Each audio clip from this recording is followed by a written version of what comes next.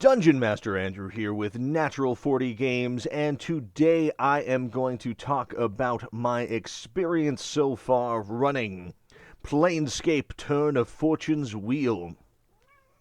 This is a 5th edition Dungeons & Dragons campaign book that comes in with the Plainscape box set that I picked up as soon as I possibly could. I had pre-ordered it, and I had begun running the campaign the week that the book was first available in my hands. That was October 26th, was the first session.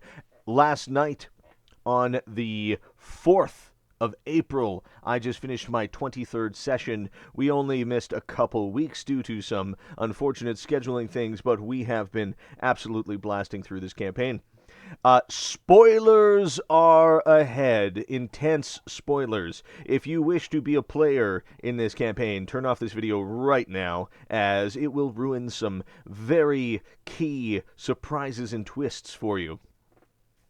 First off, I've never done a full review of a campaign like this before and recorded it, but I have got a very strong opinion on reviewing campaigns. I don't think anyone should do it until they've run them or played in them. Just giving it a read and saying, oh, this doesn't make much sense, I would change this, that, and that. That's not how you can effectively review a campaign, because a campaign is not something you just run. It is a framework of improvisation and storytelling that you breathe life into along with your players. So no one will know how it is going to go until they begin. And that's one thing that's great about getting one of these pre-written campaigns, is you can just pick it up and go.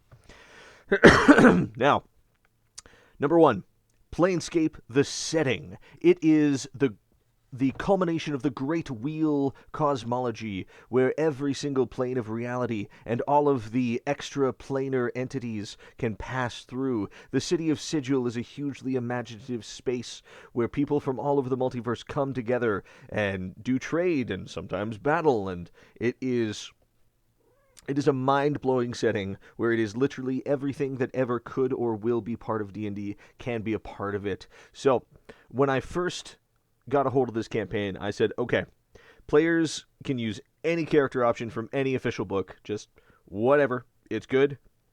There's lots out there. Let's get creative. The second thing that happened is the narrative of this campaign had a very special rule for characters that was incredibly fun to explore. It was the incarnations system. Basically, due to a multiversal glitch that is the main sort of opus of the campaign, you are not dead. You are not capable of dying. You have been killed many times, but you awaken from death inside of the mortuary in Sigil, and confused, the other companions you wake up with are able to break out and figure out the plot bit by bit. And it is an incredibly deadly campaign. I have kept a tally marker, because every time a player died, another incarnation came forth. I have got, let's see now, one player has got 6 deaths. Another player has got 7 deaths. Another player's got 8 deaths. Another player's only got 4. Another player's got 5. And then we have the king of deaths here. 1, 2, 3, 4, 5, 6, 7, 8, 9, 10, 11, 12, 14. 14 deaths on a specific character. He was a very big instigator in a lot of the things. Now, because every player had 3 incarnations, character creation was a very special thing where they could get super creative and come up with 3 characters that are linked with as much or as little overlap as they had wanted. One player had 3 very different characters: a Minotaur Ranger, a Shadowkai Barbarian, and a Yuan-Ti Wizard, and their tie together was the life that they lived in their past, escaping from the horrors and clutches of the cultists of Baphomet. Another player, they were all Aasimar, and he imagined them all as brothers, together, fighting for the good of Selûne, the goddess of the moon. And That was absolutely fantastic. Each and every one of them was a holy class. There was a divine soul sorcerer, a paladin, and a cleric. Then another one, they were a singular person, but they had different souls sort of within them. So they always appeared as a Eladrin elf, regardless of the fact that they were a Shatterkai and a Bugbear in two of their other incarnations. And then there was a strange player who made a human bard 3 times exactly the same mechanically. But one of them was strange, one was crazy, and one was goofy. So personality is what set them apart on an otherwise mechanically identical character. And then the 5th player played Warforged, and every single one of them started the same way with a single level in Cleric, and then one of them went all Cleric all the way down, another one multiclassed into Warlock, another one multiclassed into Wizard. So they were a machine built to do the will of the gods that defied much of that throughout the journey and their own backstory. And then the 6th player played a fairy, and the fairy character was the same identity, but a very different interpretation each time, where one of them was an artificer, one of them was a bard, and one of them was a druid, and each one of them had a different event that shaped their future into who they grew into. And throughout the entirety of this campaign, there was frequent switching between all of these incarnations. The book leaves it up to you exactly how to do it when it's not just because of death. Every time one of them died, I would get them to roll a d20, and whichever one was above was even, and which one was below was odd, and that's what would randomly determine which incarnation came forth in the event of a death. And then, whenever the party was able to safely long rest, I gave them the opportunity to arise as whichever incarnation they wished, which allowed for some really good strategic play, great role-play moments, and just giving that choice to the players is powerful, because players need to have choices. There is a plot that is in this campaign. It is not a strictly linear plot. It's football shaped, I'd say. The starting point and the end point are going to be the same. Whether or not you bring it to a successful conclusion is yet to be seen, but the beginning in the mortuary of Sigil and getting out, and then to the Outlands. In the Outlands, there was much more freedom, where they got sent on a quest to restore the memories and files within a mosaic Mimir in order to find the missing Modron. It was a travel of the Outlands, seeing all the crazy, diverse offerings that the minds of the creators of D&D could come up with, as they had explicit directions to go to 8 of the gate towns. Or was it 7? Hold on. Oh, doing this all from memory with the books closed in front of me, so memory fails sometimes. Yes, they had to go to Automata, Cursed, Excelsior, Faunel, Glorium, Rigus, and Sylvania. So that is 1, 2, 3, 7. Lucky number 7. And the path that they chose really changed how I viewed the encounters, because all of those Gate Town encounters as written could be done in any order. They had a fairly flat difficulty, and as the players journeyed through and gained more levels, I homebrewed a whole bunch of extra, more challenging encounters throughout the way that gave the players opportunities to get some really powerful magical items, to get more experience further on. I had put a red dragon around in the Outlands that had spotted them and attacked, and it was one of the closest fights in the early levels of the game, and they killed him and they looted his hoard, and it was a challenge rating 17 adult red dragon, so I rolled up his treasure hoard, and they got some absolutely fantastic things, including one of my most favorite items ever in Dungeons and Dragons. Yes, the deck of many things, and although with the new book it was a deck of many more things. And I even spiced it up extra because I said there's 13 cards in this pouch, what do? They started playing cards, and they got some wins and some losses, but with the incarnation system, the losses didn't hit as hard, but the wins stayed. And every time they died after that, I refilled that deck. We must have gone through about 30 or 40 of the cards by the time we were through. It was absolutely fantastic. It led to some amazing plot developments, some huge growth in the power of the player characters as well, and I do not regret in the slightest giving the players that opportunity to gain that power, because it has set an absolutely amazing high-stakes tone for the campaign. So we went 22 sessions with all of the players having access to all 3 incarnations. Then, once they had restored all the memories in the Mimir and found the missing Modron, Rome, it was revealed to them the big twist. So, once again, spoiler alert. If you want to be a player in this game, stop. Stop right here. Stop it. All right.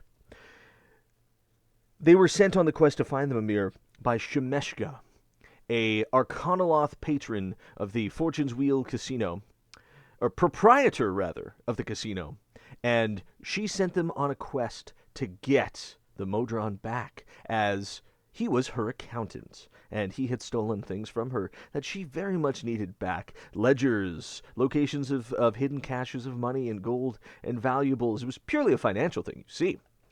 Now, this is where I made it extra.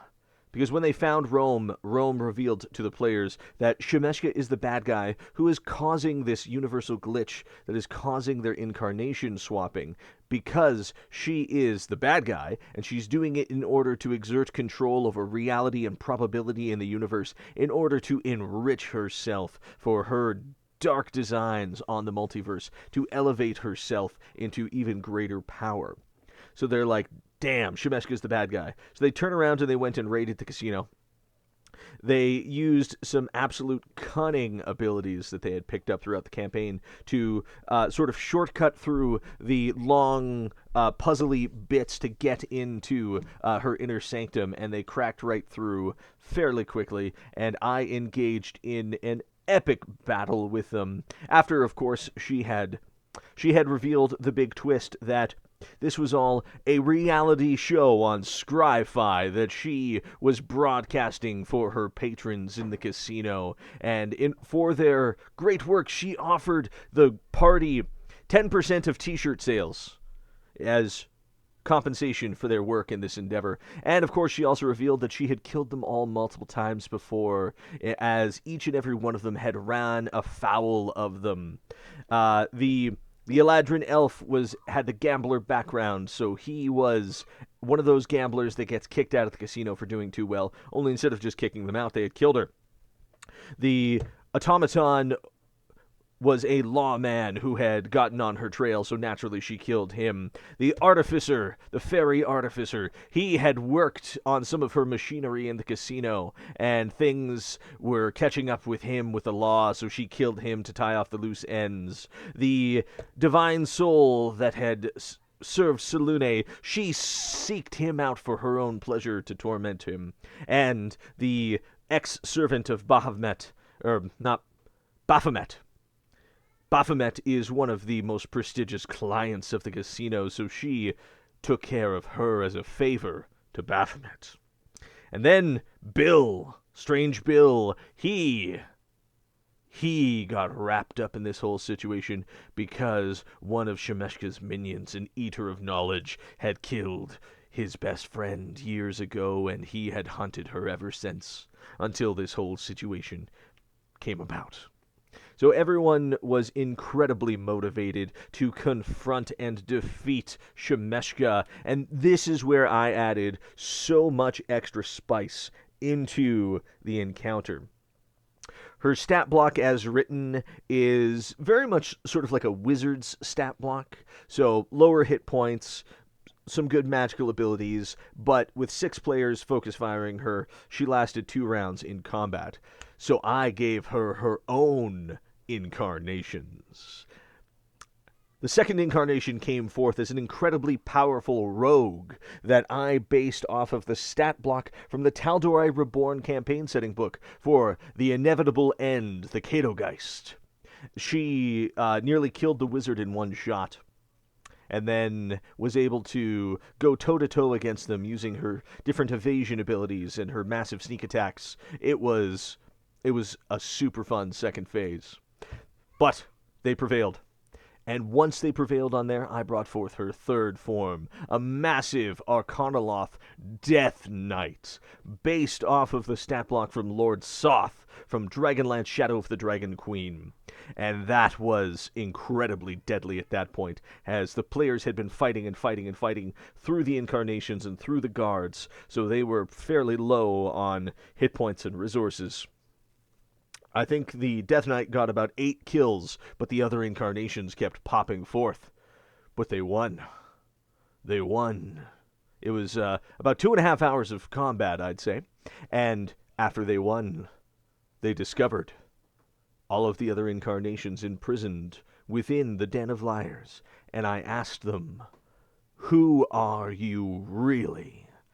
And each and every one of them got to pick one of their incarnations, level them up from level 10 to 17, and have that be their singular character from this point until the end of the campaign. And they also got to pick some legendary items to go with it, as you were always this powerful. What were you carrying in the past?